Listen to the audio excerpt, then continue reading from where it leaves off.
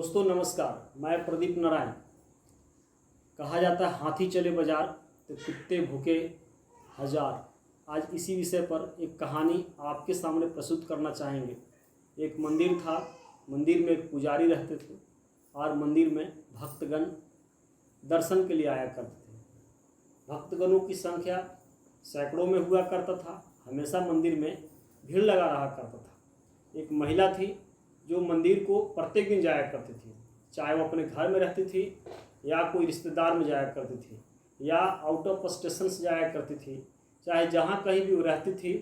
प्रत्येक दिन सुबह उठती, नहाती धोआती, तैयार होती और वह किसी न किसी जहाँ कहीं भी रहती थी उसके नज़दीक के मंदिर में वह जाया करती थी। जब वह जाती मंदिर में भगवान को वह दर्शन किया करती थी। तो मंदिर में लोगों का जो भीड़ लगा रहा करता था, उस भीड़ को वह भी निहारती थी, देखती थी।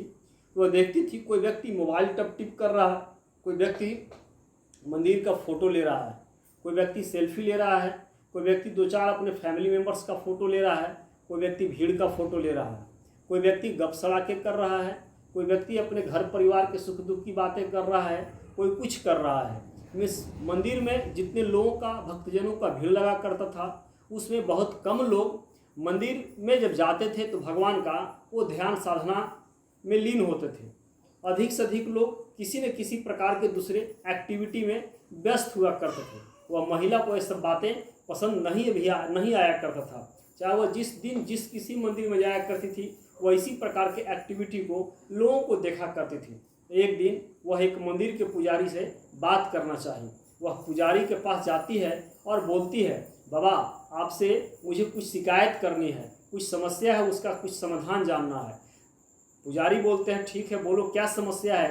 वह बोलती कि जितने यहाँ मंदिर में या मंदिर के आसपास जो भीड़ लगा रहता है, जो भक्तगण आते हैं, वो सबको देखते हैं कि पूजा साधना के अतिरिक्त वह दूसरे प्रकार के एक्टिविटी में व्यस्त होते हैं। मीन्स हमें नहीं लगता कोई व्यक्ति भगवान में अपने ध्यान को समाहित करता है।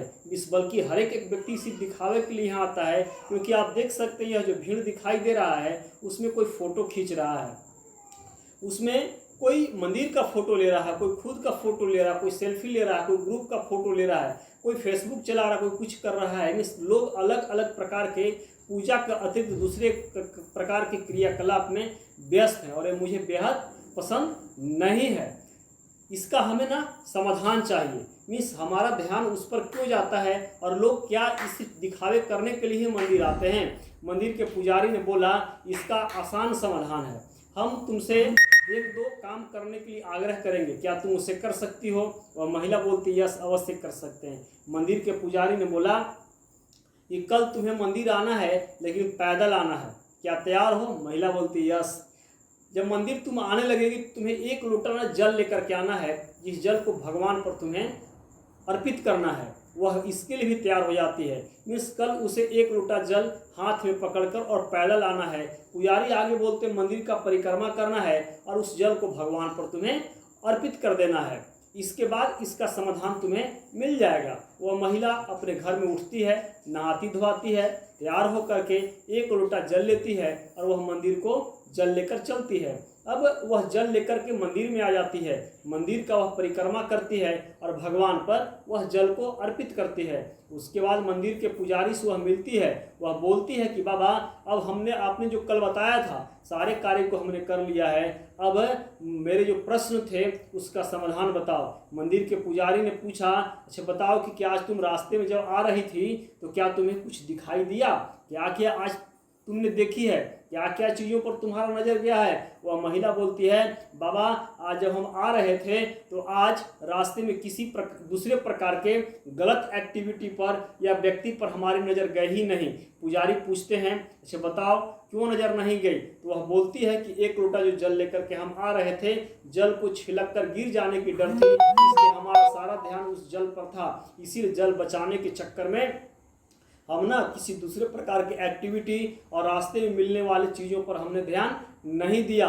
मंदिर के पुजारी बोलते हैं, ठीक इसी प्रकार की कंसंट्रेशन यदि हर व्यक्ति अपने काम में रखे, तो जैसे तुम्हें कोई गलत चीज नहीं दिखाई दिया है और जल को सफलतापूर्वक मंदिर तक लेकर आने में सफलता मिला है। ठीक उसी प्रकार जीवन में जितनी प्रकार की बुराइयां और कठिनाइयां हैं, जो कुछ भी समस्याएं दिखाई देता है, अपने दिमाग को दूसरे तरफ से तुम्हें डाइवर्ट करने की जरूरत नहीं है, बल्कि अपने काम पर एकाग्रचित करने की जरूरत है। सफलता का मूल मंत्र यही कंसंट्रेशन है, सफलता का मूल मंत्र यही एकाग्रचित्ता है। मीन्स कहा जाता है हाथी चले बाजार तो कुत्ते भौंके हजार। मीन्स कौन क्या बोलता है उस पर ध्यान न दे करके रास्ते में तुम्हें सतत रूप से चलना चाहिए। यदि ऐसा कुछ आप करते अपने काम पर ध्यान रखते हैं तो सफलता आपको अवश्य मिलती है। हम आशा करते हैं आपको यह कहानी बेहद पसंद आया होगा।